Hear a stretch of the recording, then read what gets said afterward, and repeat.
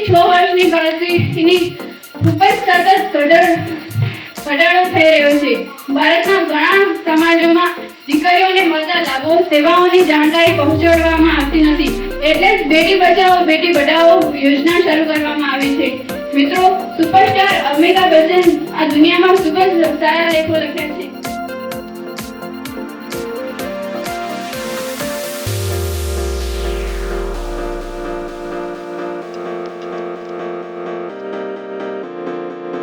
ભૂલકાઓ અને જે અહીંયા ભણી રહ્યા છે એવા તમામ બાળકોનું આજે હાર્દિક સ્વાગત કરું છું. ખાસ તો મને પહેલા તમને એ કહેવું છે, ચાલો ભાઈ બધા બાળકો સીધા બે જાઓ. આમ સીધું કહેવાય આપણે આ પ્રમાણે સીધી રહ્યા નકર જરા માથું મળી જાય. ચાલો ભાઈ, આપણને ખબર છે ને કે આપણા વડાપ્રધાન કોણ છે? ખબર છે ને? બોલો તો કોણ? ઓકે, નરેન્દ્ર મોદી વડાપ્રધાન બન્યા એ તો આપણા ગુજરાતના છે. વડાપ્રધાન બન્યા પહેલા એ ગુજરાતમાં શું હતા ખબર છે કોઈને? શું હતા? મુખ્યમંત્રી હતા. મુખ્યમંત્રી હતા. એ જ્યારે ગુજરાતના મુખ્યમંત્રી હતા ત્યારે એ લોકોએ ગામે ગામ જોયું કે ઘણા બધા બાળકો હતા. અત્યારે ત્યારે બહુ બધું ખેતીનું નામ જે બધું શિક્ષણ પ્રત્યે બધું આપણે ધ્યાન આપતા નહોતા પહેલા. ત્યારે જે તે સમયે મુખ્યમંત્રીને કે વિચાર આવ્યો કે ના, બધા જ બાળકો શાળામાં પ્રવેશ તો મેળવવો જોઈએ, કોઈ પણ બાળક શિક્ષણથી વંચિત ના રહેવું જોઈએ.